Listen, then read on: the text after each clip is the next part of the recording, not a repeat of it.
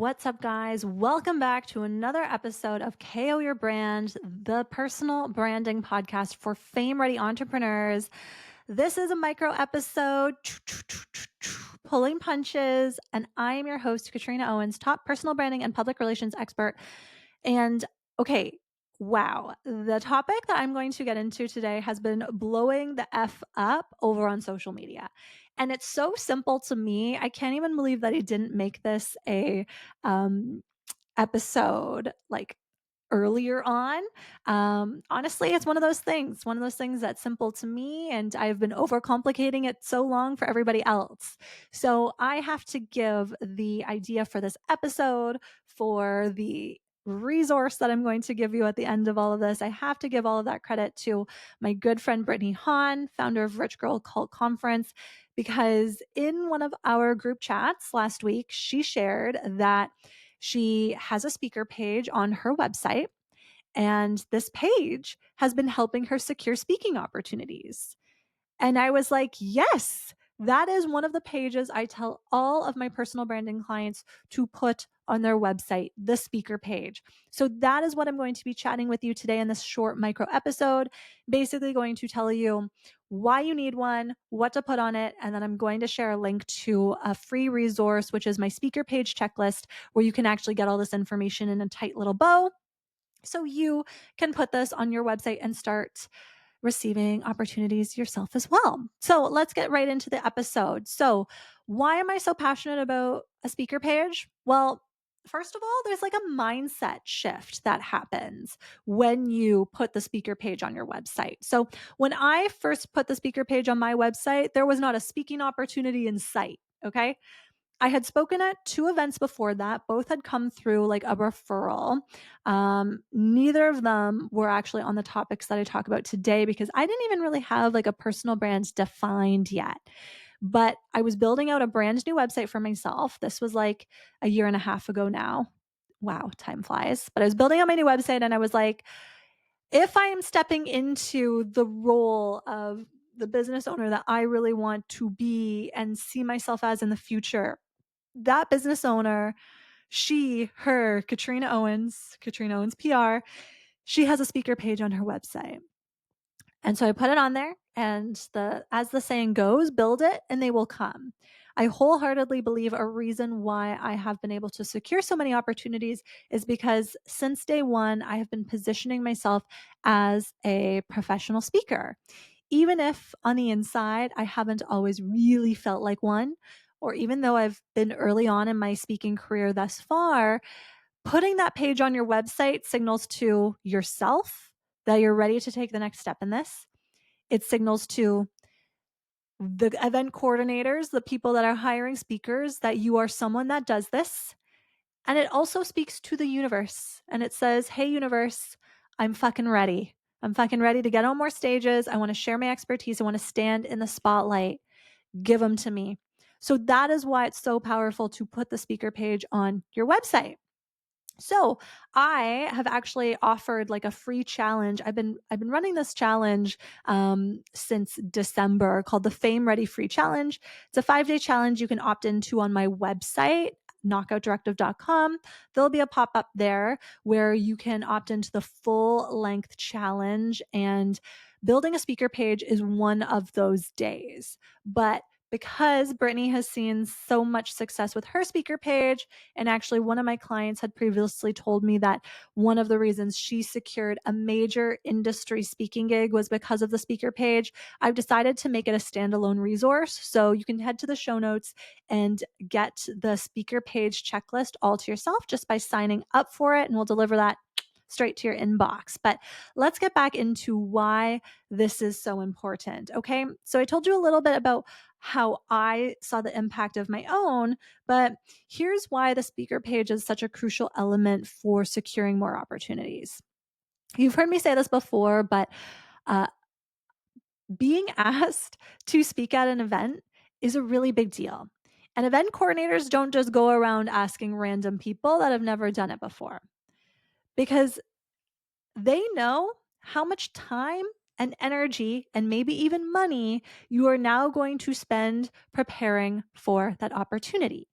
So as soon as you signal to event coordinators that you are a speaker, they know that you already know this, even if you don't like fully know what you're getting yourself into, they know that you're ready for the opportunity and you're willing to put in the work because you're now positioning yourself as a speaker, a professional one. So you kind of take the guesswork out of someone asking and you straight up tell them, this is what I do. Please invite me to speak at your next event. The second reason is just because you've positioned yourself as an expert on something doesn't mean it's always clear to an event coordinator what you speak on. So I'll use an example of this. Like, I position myself as a PR for personal brands expert. That is what I speak on most frequently. I also have a separate golf brand and business called Women with Drive Golf and Social Club. And as that business grows, I'm not opposed to also speaking at women's golf events or golf industry events, explaining how to make golf accessible for more women. But if someone knows me as Katrina Owens, PR for personal brands expert, it's not going to be immediately clear why I should be speaking about women's golf at like a PGA event, right? So it's my duty to tell people what topics I speak on. And this is where we'll get into like the core deliverables of what you should put on your page. Do not go too broad. Do not give people like 4 different topics to pick from. Choose one and then format it into different delivery styles. So, I have my core online presentation that I do in a lot of like online communities, which is called Mastering Public Relations for Personal Brands. But that can be kind of amalgamated into different content types for different audiences. So I've run it as a workshop. I've run it tailored to agency owners. I have taken parts of it and if I'm just doing a 20-minute in-person keynote, maybe I'm speaking more on the personal branding front, or maybe I'm adjusting it to speak more to the public relations front. But there is a core topic there. The event coordinator doesn't give a shit how I decide to make it work for their event, the format, workshop, keynote, whatever the style is, the audience. They just know that they want someone to speak on personal branding and public relations. So they hire me. And then because I'm a professional, I will amalgamate that to what the event is. But that's why you got to tell on your speaker page, you've got to tell the viewer, the audience, the person that's looking at this page, you've got to tell them what you speak on. And you've got to be super clear and concise. And finally, hello, new revenue stream. Speaking can be such a profitable revenue stream for your business. But what do we do with profitable revenue streams? We take them seriously. So if you want to start selling speaking, you've got to put it on your website and fucking sell it, just like you would sell a service or a product. If you don't, you're showing your audience that maybe you treat it like a bit more of a casual venture, which if you're listening to this podcast, you're obviously wanting to grow a fame-ready personal brand in some aspect. So it's in your best interest to have that speaker page. So before we go, I'm going to do a quick rundown of the things that you need to put on this page. Remember, you can head to the show notes and actually get this checklist delivered straight to your inbox. But let me give you the drill down. So we talked about it a little bit before, but the topic outline. Indicate the topic that you speak on and give a little bit of a summary of what it's about. You don't have to go into all the details here. You don't need to break out every single point that you touch on, but a lot of times event coordinators want to know if there's actionable takeaways or what the main premise of the talk is. So really make sure that's clear, because when we start to get fancy with the titles of our presentations and stuff, we tend to lose clarity on what the actual topic is. So just make sure you're giving some insights into what that talk is. I also want you to include previous event logos. So if you've spoken at events previously, include the logos of those events on your website, because that's a visual cue building your brand authority. We've talked about this when it comes to securing media features and building up brand authority that way. The same works in the event space. So for me, it's been really interesting because I'm starting to do more and more corporate speaking gigs, which are private events for executives or larger teams where I'm talking about the power of personal branding.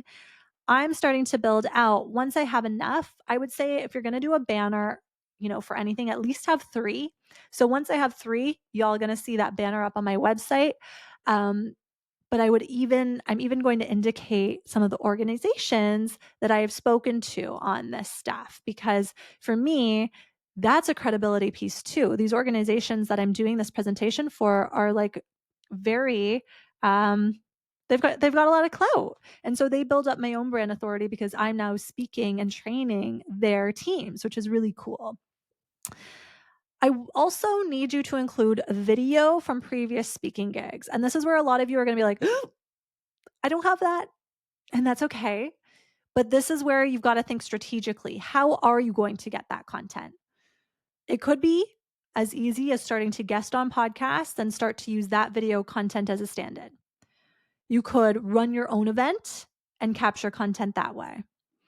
Maybe you secure your first event speaking gig and you hire your very own content team to capture the video. Whichever one it is, personally, I would go with all 3, because if you're really taking this seriously, you're going to go all in, big brand energy, right? Go all in.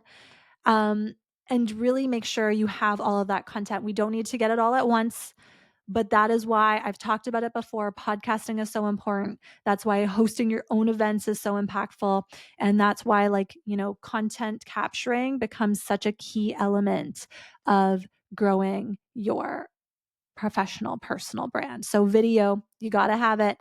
The podcast playlist is a great place to start, as I've talked about before.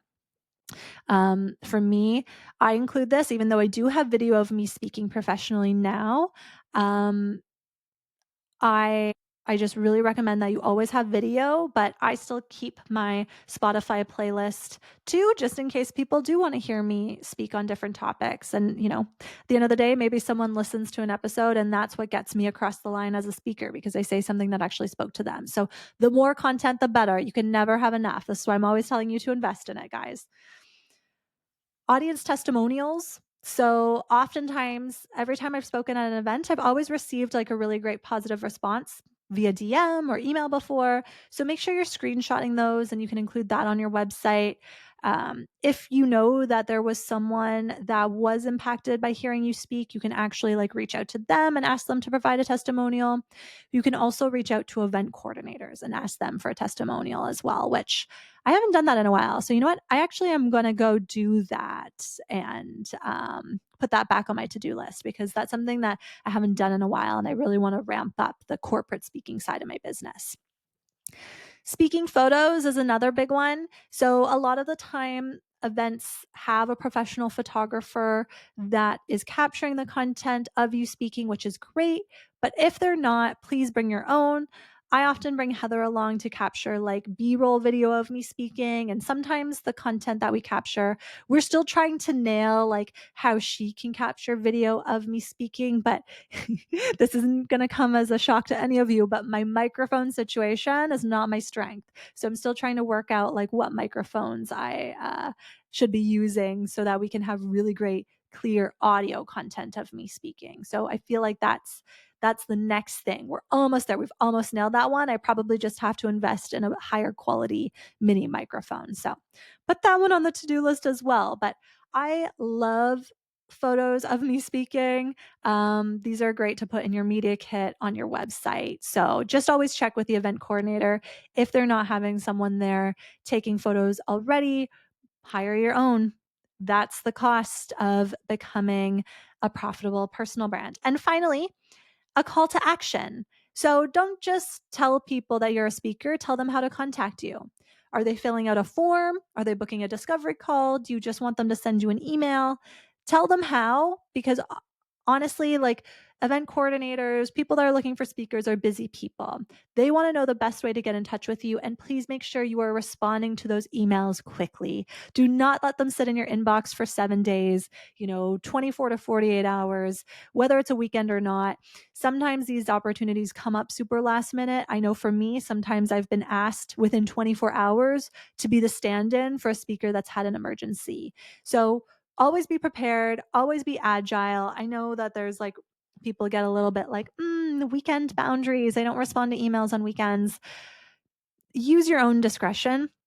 I don't respond to every single email on a weekend, but if it's pertinent, if I feel like I really want to like keep the momentum rolling, I will do it, because what the fuck else am I doing watching, Real Lives of Mormon Housewives on Disney Plus? Okay. I can afford to also respond to like an email that's going to grow my personal brand. So I would encourage you to do the same. So that's what I've got for you. Those are all the things that you should be putting on your speaker page. You can head to the show notes to get the full speaker page checklist delivered straight to your inbox. And I highly recommend doing this. Like I've said, this is the easiest way to start attracting more speaking opportunities and really position yourself as an authority in your field. If you like this episode, please rate and review this podcast wherever you listen to podcasts. Please subscribe on YouTube. Leave me a comment about what you liked. If there's a topic you'd like me to cover in the future, please don't hesitate to send me a DM at KO Your Brand on Instagram for the podcast. At Katrina Owens PR is me on Instagram. You can even reach out to me on LinkedIn. And, head over to knockoutdirective.com to view my speaker page and tell me what you think. I've gotten great feedback on it in the past. So I hope you love this episode. Send me your speaker page once it's done. I would love to take a look at it. And I'm always open to providing you a little bit of feedback too. So don't hesitate to keep the lines of communication open. I will see you all next week. Don't forget to get out there, channel your big brand energy, and step into the personal brand that you've always dreamed of being. Have a great day, and I will talk to you all very soon.